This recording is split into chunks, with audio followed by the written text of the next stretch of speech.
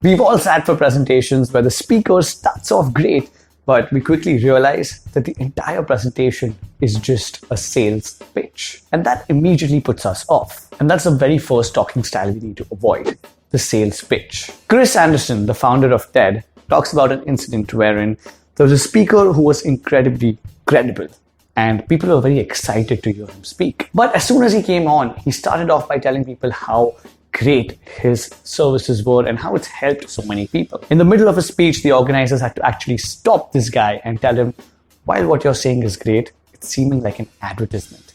Can you tell us how you helped them so that everyone in the audience can get some value out of your speech? And it was only then that he actually started sharing some of his wisdom. And we never want to be in that space where we're actually stopped because our presentation is too salesy. The biggest problem with the sales pitch is that it comes from a mentality of taking.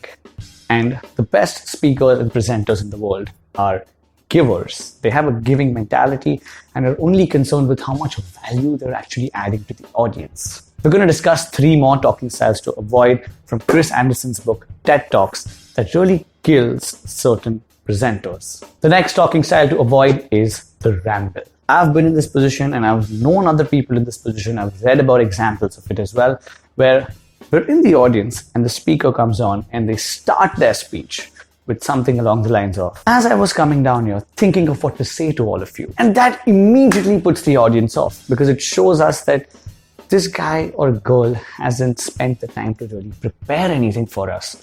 And the entire presentation is more likely going to be just a bunch of random information which is completely aimless and has no real takeaway than something that is actually structured and there for a purpose. And this is one of the most disrespectful things that bad presenters can do, because it shows that they do not respect the audience's time. Even if they might be fantastic speakers, if we see people who might not be that flamboyant in their speech, they might not have the best body language and the best storytelling abilities, but if they've actually taken the time to prepare and you can see that they're genuinely trying to add value to you with the audience member, we can ignore the tactical mistakes that they might be making because we can see that they're genuinely there to help us. The next type of talking style to avoid is the org or. Many times we see people who come on stage and they can't stop talking about themselves or their organization.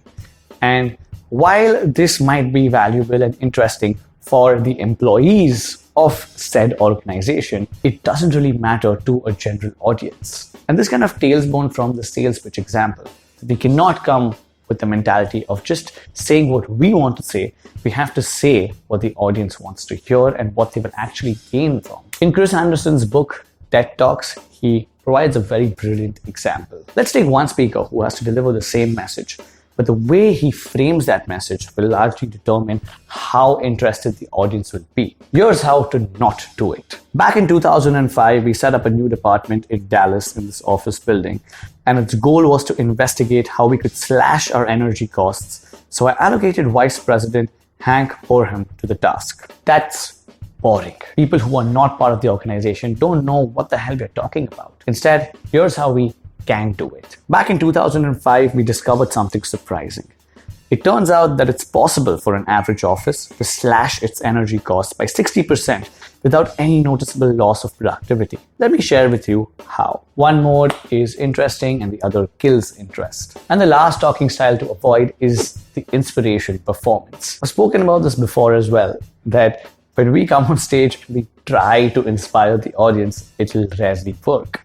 Instead, we need to simply talk about our personal experiences, what we learned from them, and what valuable lesson can the audience take away from that, and keep inspiration as a byproduct of that particular story. Many times we try to stuff cheesy quotes and stories of other people that are, frankly, you can find on Google as well. And you're left with maybe a higher spike in motivation for a few hours, but it immediately dies down. Instead, if we can leave the audience with a memorable story that they can actually remember and apply with actionable insights, that's a much higher chance of them actually doing something with our inspirational performance. And that's about it. 4 talking styles to avoid from Chris Anderson's book, TED Talks. If you have any more questions around things like public speaking, communications, or anything in that space, we have an entire website with in-depth articles and resources dedicated just for that. So go check out franticallyspeaking.com. And if you want to know the one principle that Chris Anderson talks about, which makes certain speeches actually interesting, you can check out this video we made on that one idea right here.